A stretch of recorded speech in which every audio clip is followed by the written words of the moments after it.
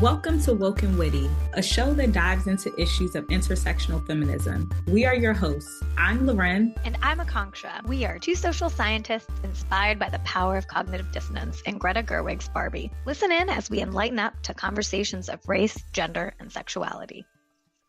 Welcome to our next episode of Woke and Witty titled Beyond Commodifying Feminism. We're so excited today to be joined by Dr. Danielle Tapp, a behavioral neuroscientist and Woke and Witty proclaimed movie expert. Join as we dive into topics of feminism and capitalism.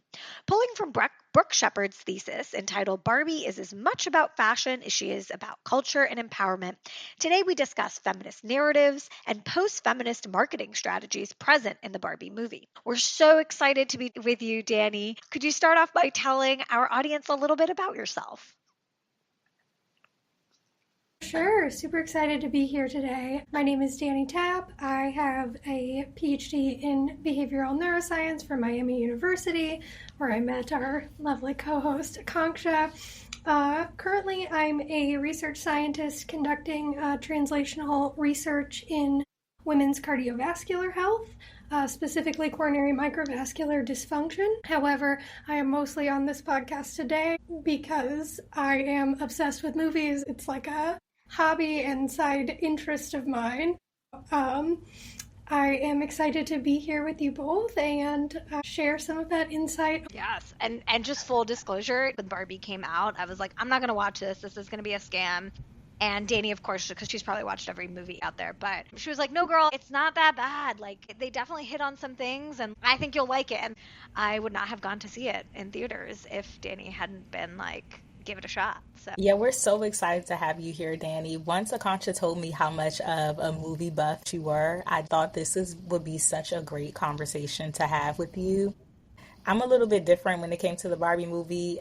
I'm sure I've said this in other episodes. I was so excited for it because I'm a self-proclaimed girly girl. I loved Barbies growing up. I was just really excited because I was thinking about all of the live action movies that they created. So I didn't even think that they would even try to tackle feminism. I thought it was just, let's go see Barbie all grown up at the movies. It reminded me of Life Size with Tyra Banks. But I'm excited to dive in today and hear your thoughts about the movie. So the first thing we love to do is ask our guests what their favorite scene from the Barbie movie is. So Danny, I'm curious what your favorite scene is. Yeah, I mean, there's many good scenes that I liked that I think definitely display a message. It was just funny because this most recent time that I rewatched in preparation for today, something that stood out was that ad in the middle for Depression Barbie, because I felt personally victimized. And I will quote it. She wears sweatpants all day long and spends hours scrolling on Instagram, fixating on photos of her friends, all while eating a family-sized bag of Starburst and watching the BBC's Pride and Prejudice, I think it's the Colin Farrell edition, for the 7th time in a row until she falls asleep. And I'm like, wow. that's rude. Yeah, it's like, how dare you talk about me? I appreciate you naming that because obviously they're turning it into a joke. But if you think about it, it's also such a central part of the movie when Barbie starts having these existential thoughts of death, which I really resonated with because who hasn't, once you hit a certain age, you're like, wait, why am I here? Suicidal thoughts are real. We want to name them. We want to address them. And also they're very common. It's just interesting how they are juxtaposing the humor with the very real contention of mental health. Yeah. And I also think it's funny because from a cinematic element, I love movies within movies, ads within ads. And that you asked Loren what kind of my overall thoughts were. I remember being very surprised that there managed to be much more of a storyline for essentially something that is an ad. I mean, it is an advertisement for Mattel and Barbie. And I thought from like the movie perspective, I really liked the set design. I liked the pacing of it, and I thought it was well acted and had some good emotional depth to it. Those are things that usually I think are like directorial credits. So I thought there was definitely really strong elements. Cohesively, I think Greta really tried to bring a lot of pieces in, and whether or not they all came together, I'm not sure. There was some real emotional moments, but around what theme? I feel like it was a little disparate because she tried to hit every element that Barbie touches on, as opposed to really just like focusing in on a couple major themes. So I thought like it was ambitious. But overall, I mean, I remember really enjoying the movie, and I still liked it again. It'll be interesting to know how this movie has staying power, and I think that's part of what the thesis touches on. And just for listeners, in prep for today's episode, we actually read a thesis written by Brooke Shepard, who wrote this really phenomenal piece of work that took a post-feminist political analysis of the Barbie movie. And we'll include that in the show notes because we think it actually did a beautiful job of doing some research on the question of how is Barbie reinforcing gendered consumption and patriarchal society through commodifying feminism? And so that's going to be part of the themes for what we're talking about today.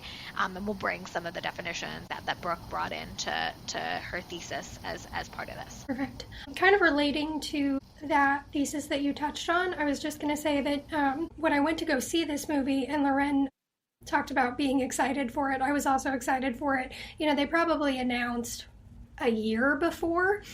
This was Greta Gerwig's first blockbuster film. It's substantially larger than any budget she's ever had.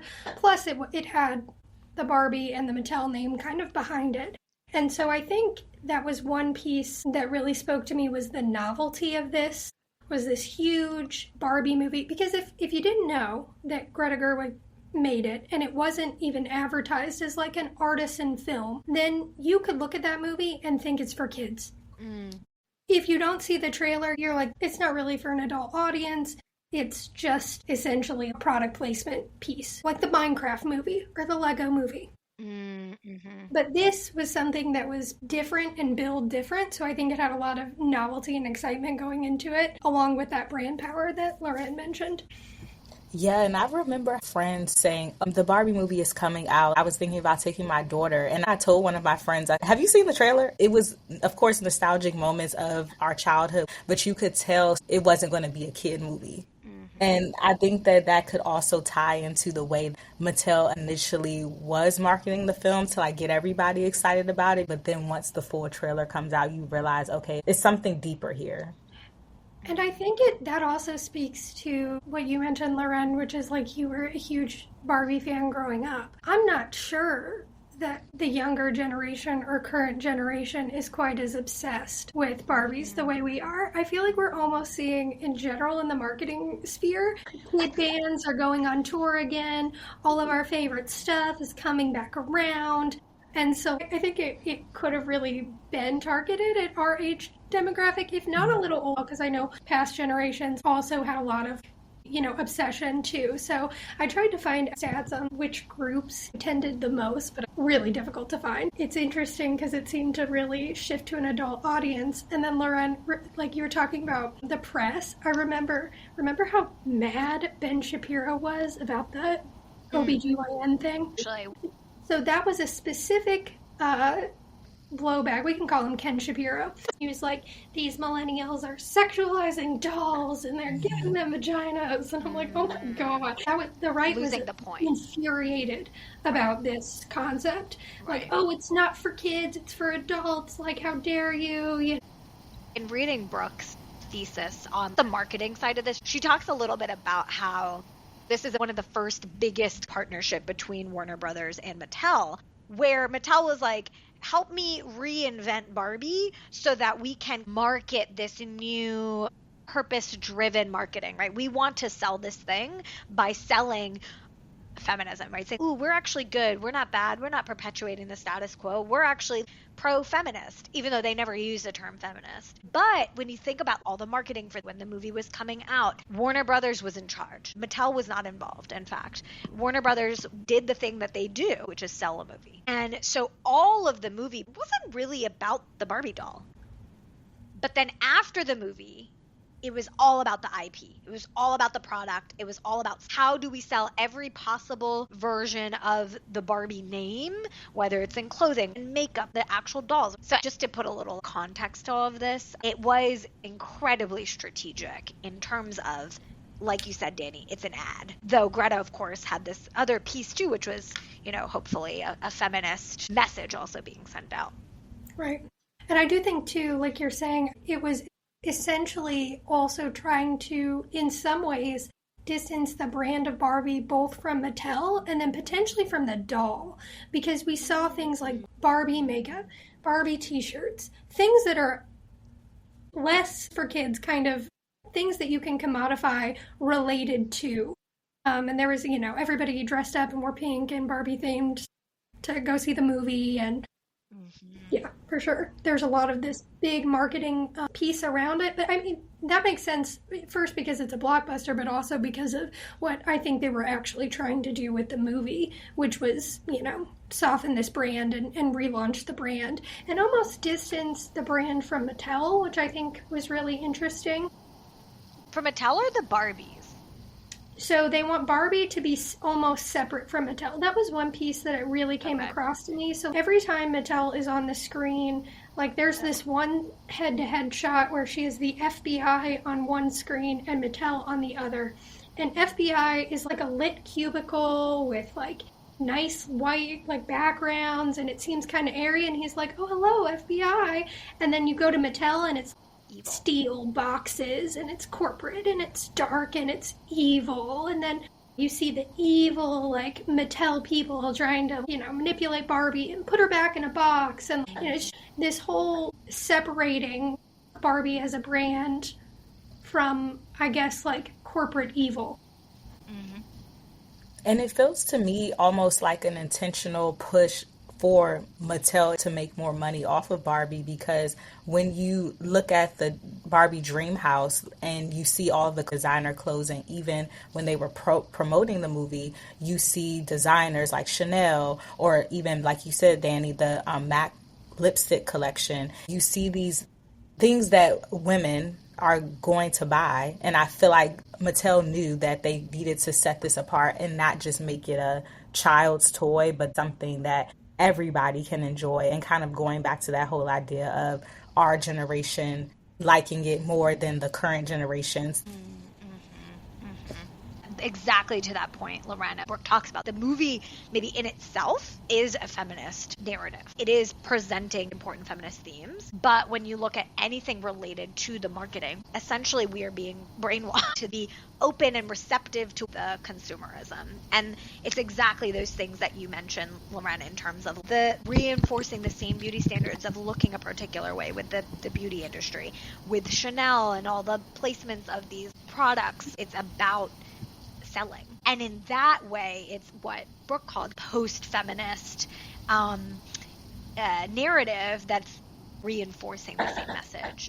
And for you, related to that, Akanksha, so when I think of post-feminism, how would one define, from what I've heard, it's sort of like the How to Lose a Guy in 10 Days feminism, where you can have it all, but there's still expectations. This is like largely a white feminist narrative, obviously. That's exactly but right. Like you can have everything. Women can have it all too. You can choose to be, a stay-at-home mom if you want, and that's feminism. Or you could choose to be a career woman. That's feminism too. Yes, that's exactly right, Danny. The key there is that implicit in those messages is that post-feminism is basically saying that we've achieved female empowerment. And then now women have the choice to be empowered when it comes to individual choices such as sex, work, and family. And so both popular and political culture are framing feminism as if it's an individual act. When we think about individualism within a post-feminist context, it's replacing true feminism with rivalry, self-help, and success based on an individual's ability. Now, the real kick is that this is an illusion of empowerment, freedom, and choice, and it's placing the responsibility on the individual women to uphold feminist values instead of society as a whole. And this is really coming from Brooke's work and citing scholars like McRobbie, who explains the idea of double entanglement. So as an example, media has framed, let's say, sexual acts like women flashing their breasts in public as empowering, although it's really for male consumers' pleasure.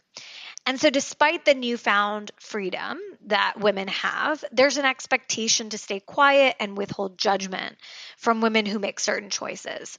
So if they speak out, some may say they actually don't support women, and therefore they're not feminist. So this disguise of freedom, choice, and empowerment has allowed men to successfully win back their sexist traditions, openly objectifying women. Instead, women are still making 80 cents to the dollar. They are, we're still fighting for basic maternity leave rights in the US. We see all this stuff in terms of how women are portrayed in the media, in politics. So when postfeminism rests on the belief that feminist or female empowerment has been achieved and all gender inequality issues have been resolved, we're saying that there's no longer a need to advocate for women's rights. And that's just not true, right? We actually see some of this feminist narrative show up in the movie when all the Barbies come together and they collectively, fight for the liberation of Barbie Land. And that way, it's acknowledging that we need to move from that individualism in post-feminist narratives to more the collective responsibility. And last thing I'll just say around this, right? So when we look at that gendered consumption marketing of the movie, right, where it's selling, all these different products, it's really about how corporations are using beauty ideals to profit on women's insecurities and making them feel like they have to buy the makeup, the Chanel bag, and the pink outfits to be empowered as women, when in reality, as Barbie Land was really highlighting, or Greta is really highlighting, it's not those things, right? It's really about these double standards that women have to kind of uphold. And instead, we all need to come together in order to actually achieve empowerment. That's not about the product that you buy at the end of the day.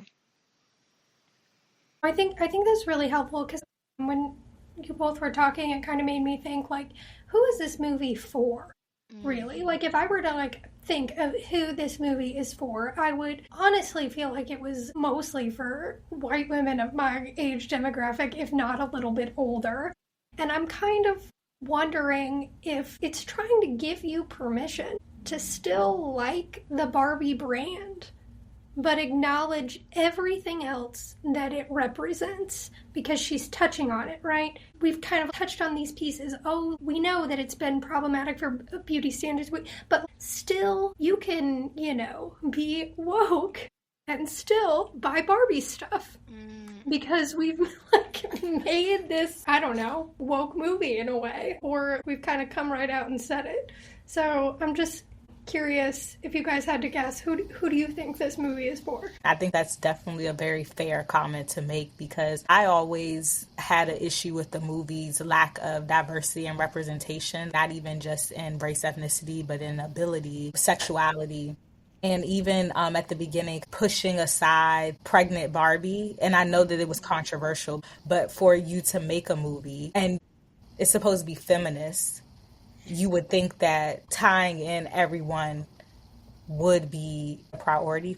But I do think that two things could be true at the same time. So I like what you were saying, Danny, about the fact that it's giving you permission to like Barbie, but also be against what they stand for. Because I think that, from a very surface level, a child could grow up and like playing with Barbie dolls. But then as they get older, or as they go through different experiences in their lives, they're taught how to break out of traditional norms and different beauty standards that are there. You can like the doll, but you can also acknowledge and accept that it's not necessarily the best thing for women and for our society. Yeah, I think that's such a good point, because there's something actually very strategic in terms of who it's selling to, right? I left feeling like, ooh, this empowered me to re-engage in feminist conversations. And I think that's true for a lot of people. It reinvigorated that kind of get off the couch and do something about it.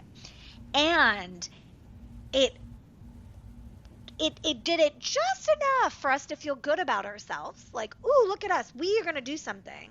But Brooke talks about how commodifying feminism is a tactic used to lure audience members to consume products.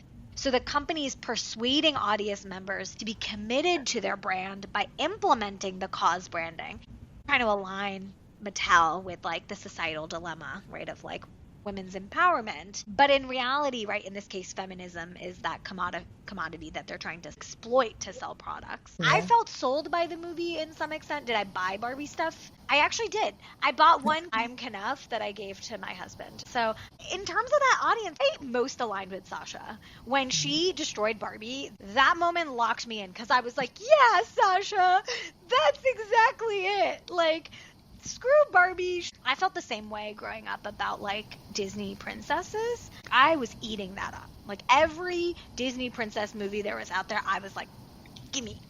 And I remember reaching a point probably in high school or college when I had a moment of like, wait, the Disney princesses are telling that I need to be married to a man. That's my goal, is to find my husband. That's all it's I all learned. in the male gaze. That's why some of those rom-coms that are our favorite that I still watch are in some ways like so bad. Like they're real bad. It's yeah. But I do still watch it. No, yeah. And it's hard because they're good in the sense that they're entertaining, but the overall message and the way it's being presented isn't the best. But I'm like you, Akancha, with the Disney movies. I think the first moment that was kind of an epiphany for me was when the Princess Tiana movie came out. And of course, I knew there was never a black princess. But then I had so many problems with that movie because I'm like, technically, they didn't make her like a princess like everybody else. Then it was cool because she had her own business. But then at the end, it was still like, oh, let's get married.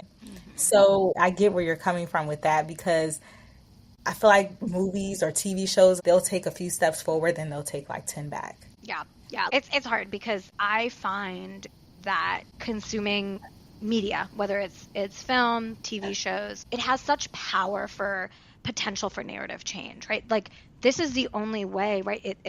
Reading books, as we're all researchers, right? Whether it's in a book or a TV show or whatever, it has the potential to shape our minds in a way that's so incredibly important. But us doing that without this critical analysis, as you're describing, Lauren, like if you watched Disney movie or Barbie without that awareness, it's so easy to shape our beliefs.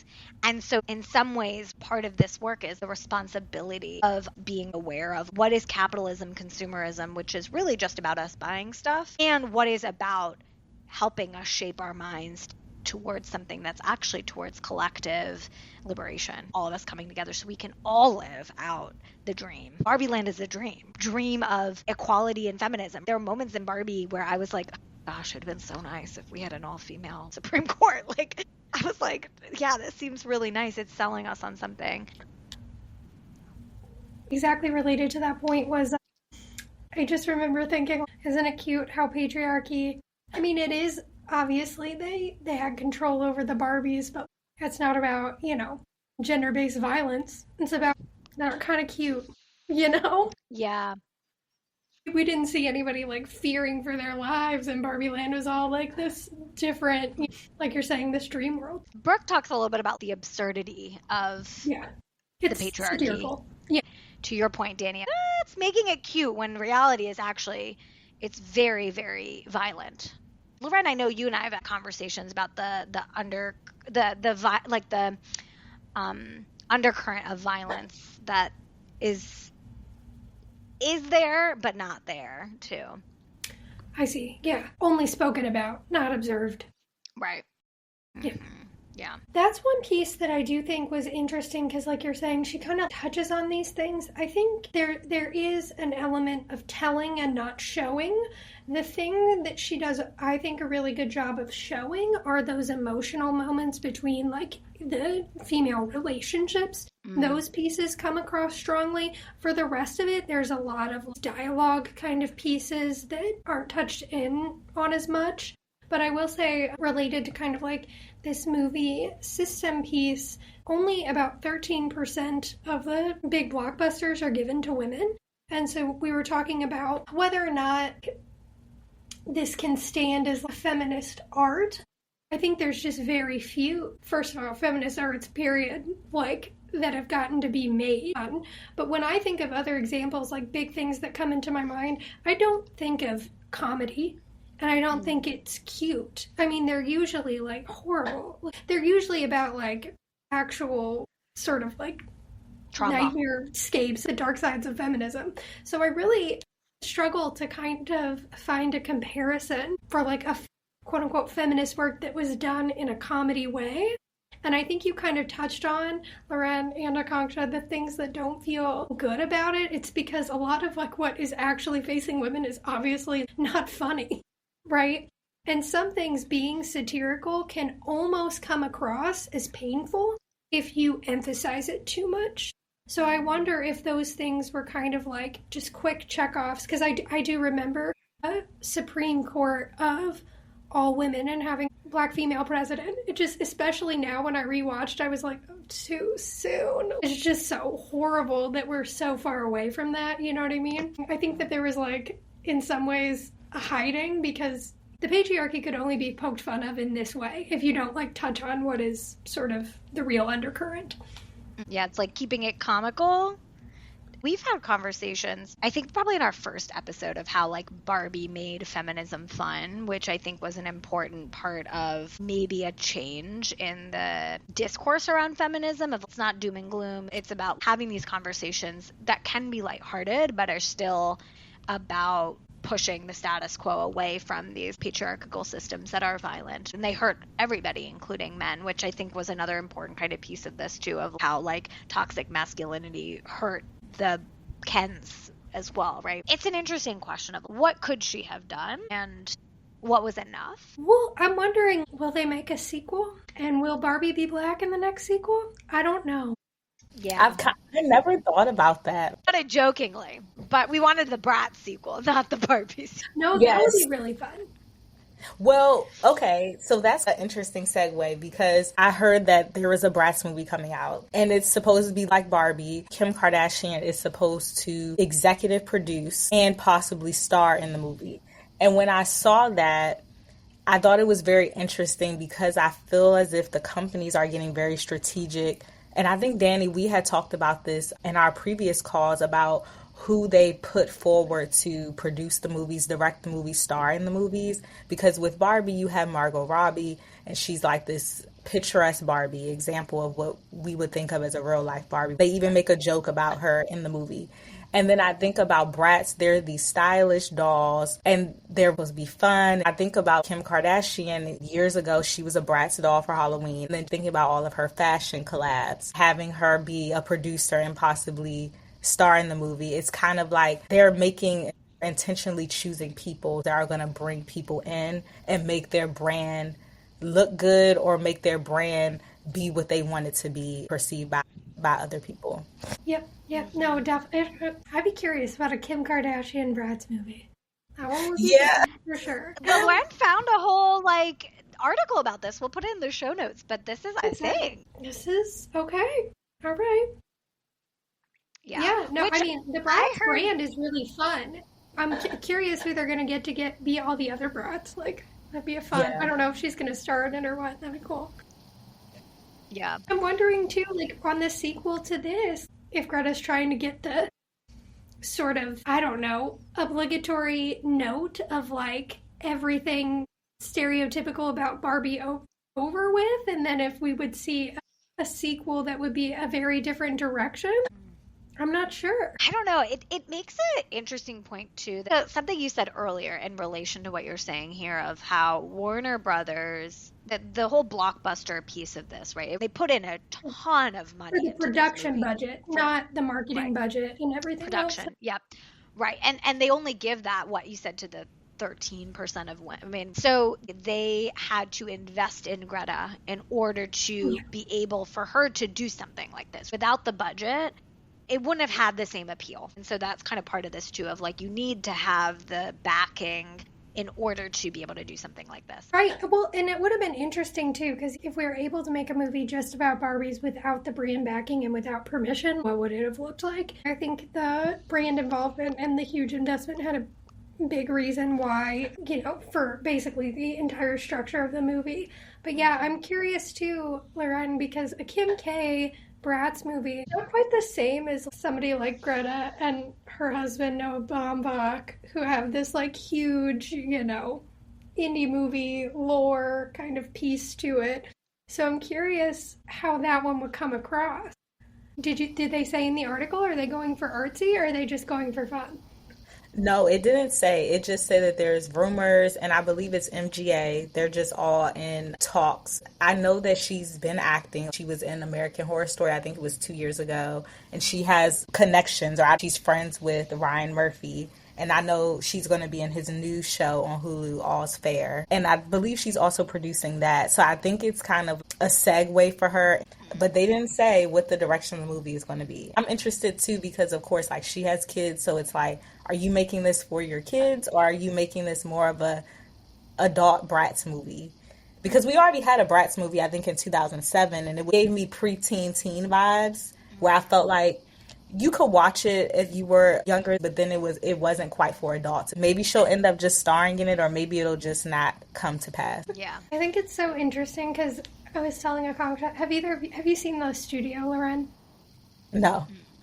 Well, this novelty of like big blockbuster coming across as artsy is so novel that it's a Seth Rogen show, and he pretty much calls it out immediately. He's like, oh, I've done it, like, merged, big IP with a message that's, written by an artsy director that, like, a studio's actually going to invest in. It's like they don't usually do the two things. Unless, like, in this case, it's a strategic because they were commodifying empowerment. I won't say we're in this moment, generally speaking. The generations are trying to move towards being more socially conscious, being more inclusive. And what we're recognizing is that the people who are controlling us through our money, so think these big companies, Amazon, Disney, Mattel, Facebook, are the ones who are basically running the country, if not the globe, in terms of products.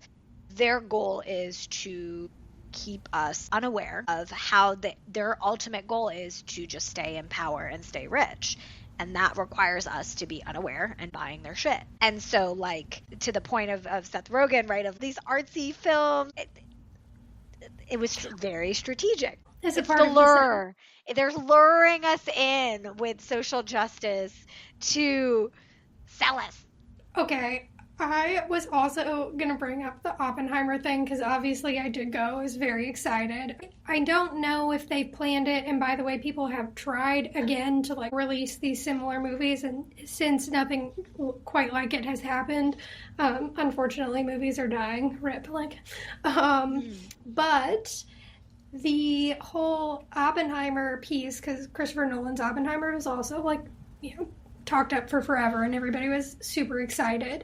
So they kind of co-branded a thing for both movie audiences. If you were going to go see Oppenheimer, you should also go see Barbie because they're both similar movies. And a Nolan movie is like an everybody movie kind of thing, he has mass appeal. Oppenheimer is a little bit, maybe more dense and intense than Batman, but they kind of tried to co-brand those two audiences. And then I put down in the show notes, I was telling my husband, I didn't see these two things as being potentially not the best to market to, as like, go celebrate a symbol of like white feminism and then also the invention of the A-bomb, like, together. I was like, this is a lot of propaganda in one weekend. Like, this is a lot of like America. That's funny.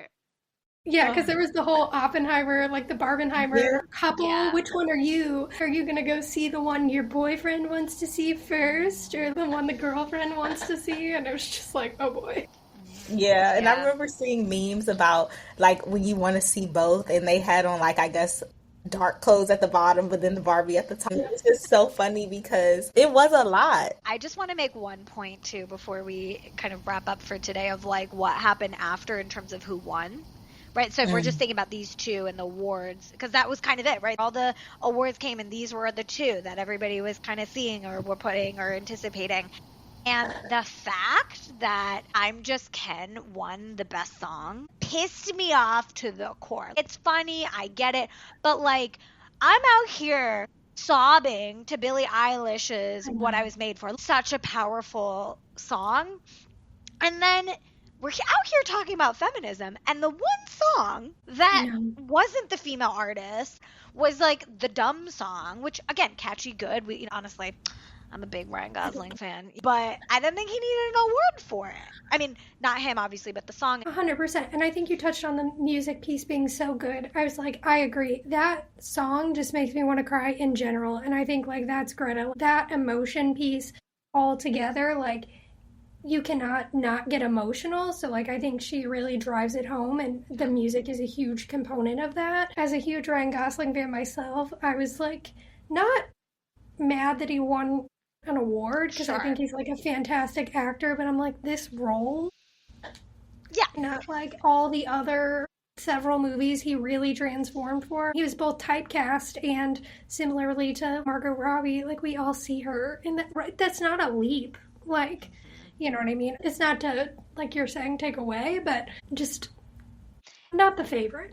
So as we wrap up today, what are some main things that our listeners should take away as they're watching movies, watching TV shows, any ways that they might could think critically? Any suggestions you have, Danny, as our self-proclaimed movie expert? Yeah, self-proclaimed indeed. Thank you, Laura. Like, well, to us, you're actually an expert. I was just going to say, I think the pieces that you guys mentioned on consumption, too, are really important. But I also think it applies to, like, movie consumption and real art. So I, think definitely would advocate strongly that people, go to the theaters and think about supporting the things that they want to see, because we have this growing trend of all movies needing to have surefire IP. It doesn't have to be a brand, but they are... Because things are getting tighter, studios are going to be less willing to invest in new voices, unestablished directors, screenplays that aren't tested from a movie or from a book previously, or things like that. So we're seeing a lot of remakes, sequels, adaptations from books. So I would say, I think it applies to think critically about what kind of art we want to see, so that maybe one day we could see, feminist Bratz movie, or, a true feminist movie about Barbies that is not paid for and sponsored by Mattel with kind of like these strings, right? Be fun to, like, I don't know, see some crossovers. Barbie horror would be fun. One other thing that I have started doing that I think kind of relates to this is every time you watch something, look out for product placement. Honestly, lately, I've been seeing so many Amazon product placements. I think product placement is so huge. Amazon tried to come out with a movie, by the way, about Amazon, and just like totally flatlined, but it was meant to do something similar. So I don't know. They're clearly interested in trying to get that product placement out there for sure. I do think also thinking critically about who makes the movies and like what kind of voices you want to support too is important. Yeah. There was that documentary that Issa Rae just had put out, I think, semi-recently. I know Loren and I were talking about it, that we might also recommend folks watch. It's called Seen and Heard, The History of Black Television. That's another way, right, to think about these questions. Like if you need help, right, to figure out where is this showing up, there are these really great pieces of work that are being put out. I think it's on HBO. That might be another resource for folks. Well, that is, I think, where we're going to end today. Thank you, Danny, for being with us and sharing all of your resources and your knowledge. We're so happy to have you. And like Akansha said, we're going to put all of our resources in the show notes for our listeners. And we hope to see you guys next time. Bye, Barbie. Bye, Barbie.